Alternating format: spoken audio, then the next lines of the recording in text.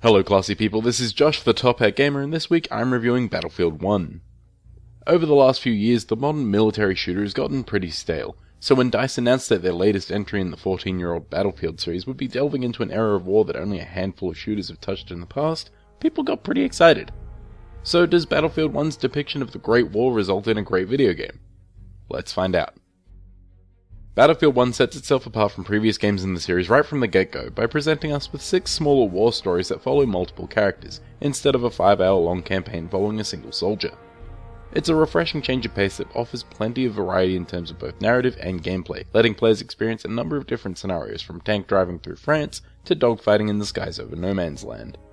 These mini-narratives are handled with care and deal with the subject of one of the deadliest conflicts in history with a good sense of gravity and respect.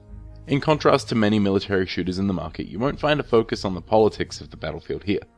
Instead, the game's narrative backbone is the human stories found within. The only real problem with this style of storytelling is that we never get a lot of time to really invest in any of the characters on display. While Battlefield 1 does do a great job of communicating the horrors of the frontline through character-driven stories, it doesn't forget to provide some entertaining action sequences. Though some might find a handful of the game's scenarios to be a bit too far-fetched, I found that it strikes a satisfying balance between realism and fantasy, with the most outlandish events occurring during a segment where the narrator may not be the most reliable anyway. The harsh atmosphere of the First World War is brought to life by DICE's phenomenal audio and visual design, and aside from some minor texture load-in, the game performs consistently throughout. The moment-to-moment gameplay feels oppressive thanks to the stark lighting and limited colour palette on display, and although you find yourself battling through dense grey cities and sparse, dusty Ottoman encampments, the drab environments fit the game's somber tone perfectly. The washed-out visuals are helped along by the game's crisp lighting to create a striking visual presence. The game's chaotic tone is made all the more overwhelming by its visceral sound design, from the constant popping of distant gunfire and the creaking and rumbling of early war machines, to the ear-ringing aftermath of nearby explosions. The sound of war is accompanied by serviceable voice acting, which features a surprisingly varied range of accents, which makes perfect sense considering World War I was just that, a war spanning the world. Nothing would have been more disappointing than if Battlefield 1 only took the opportunity to explore the stories of American and British soldiers like so many other games tend to do, so kudos there. As I mentioned earlier, you get a handful of bite-sized war stories spanning the globe, and while each is rather varied in terms of the gameplay it has to offer, they all share the same core elements. At its base, Battlefield 1 displays solid first-person shooter mechanics that make use of weapons and technology available during the Great War.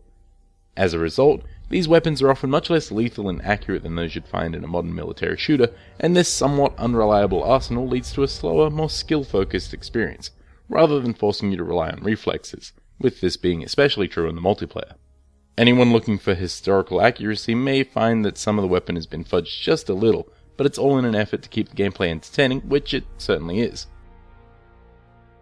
On top of utilizing period firearms, you're also given access to a number of vehicular options. These options are often widely available during the game's larger multiplayer scenarios, but even the war stories get a chance to put you in the driver's seat of these war machines. One scenario puts you in control of a Mark V tank, while another has you flying a plane into enemy airspace. These sections are a fantastic way to break up the standard infantry gameplay, and for the most part the vehicles are fairly easy to use. The tanks are super intuitive, though flight takes a little bit of getting used to. It's simple enough to stay in the air, but if you've never flown in Battlefield games before, it'll be a while before you're able to make it look good. These stories don't just force you into a vehicle and keep you there though. There are a number of situations where you'll have to leave the safety of your machine to explore or continue forward, and while this does give Battlefield 1 an opportunity to flex its solid infantry gameplay, I always felt as though these sections were trying to pressure me into taking a stealth approach. And though the stealth isn't terrible, it's hardly as compelling as a straight-up firefight, but many of these occasions leave you severely outmanned and outgunned, making stealth seem like the preferred option. There's even an entire war story dedicated to infiltrating enemy camps as silently as possible. Like I said, the stealth isn't terrible, but it's not really all that entertaining either. Luckily, the stealth-focused story does take the opportunity to provide you with some wide-open spaces and good vantage points, so at the very least, you're given the option to plan your sneaking route ahead of time. Lastly, you're given a few scenarios that just drop you into the fray, and in my opinion these sections are where the game really shines. Blasting your way up an Italian mountainside in an archaic suit of armour is about as action-packed as the game gets, and the short Gallipoli section that focuses on an Australian runner is fittingly quite fast-paced, giving the game some of its more chaotic moments. But far and away the standout war story is the one that opens the game. Having you control various members of the Harlem Hellfighters as they defend against the German offensive in France is a dark and sobering introduction.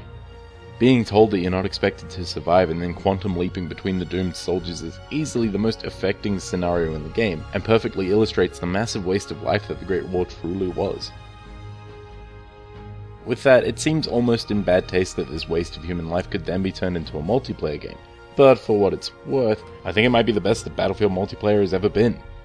This is thanks to the aforementioned solid core mechanics and a number of entertaining modes that range from small-scale capture and defend modes to massive multi-stage campaigns. As with the single-player gameplay, much of Battlefield 1's multiplayer appeal comes from its imperfect range of distinct firearms that require a little more attention and care when it comes to assaulting the enemy. On top of this, you also have access to a range of antiquated tools and melee weapons, from tripwire explosives to trenching shovels. Probably the best addition to the game, at least on a mechanical level, is mustard gas.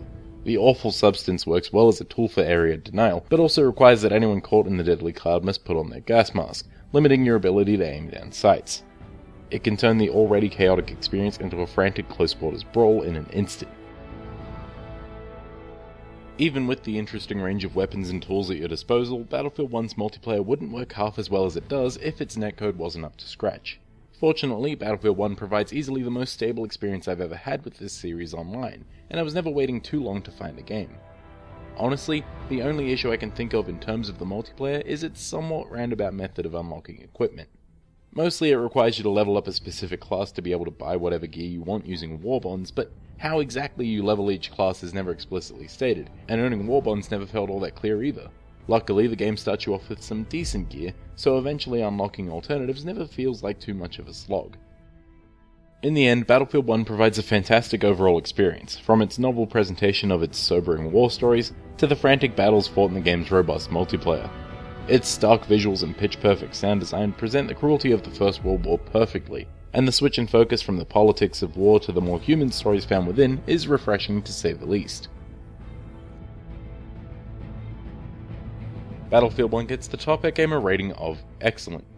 For the first time in years, I found myself genuinely enjoying all aspects of a Battlefield title. The single-player content stands head and shoulders above all previous campaigns, and the archaic arsenal on offer puts an interesting spin on the usually solid multiplayer proceedings. If you're a fan of the Battlefield games or want a break from the modern or futuristic military shooters on the market, then you should definitely check out Battlefield 1. Thanks for watching. I hope you found the review informative. If you missed my last review on Mafia 3, click the annotation. Now, if you'll excuse me, I'm gonna go and get my ass handed to me in the multiplayer for a while.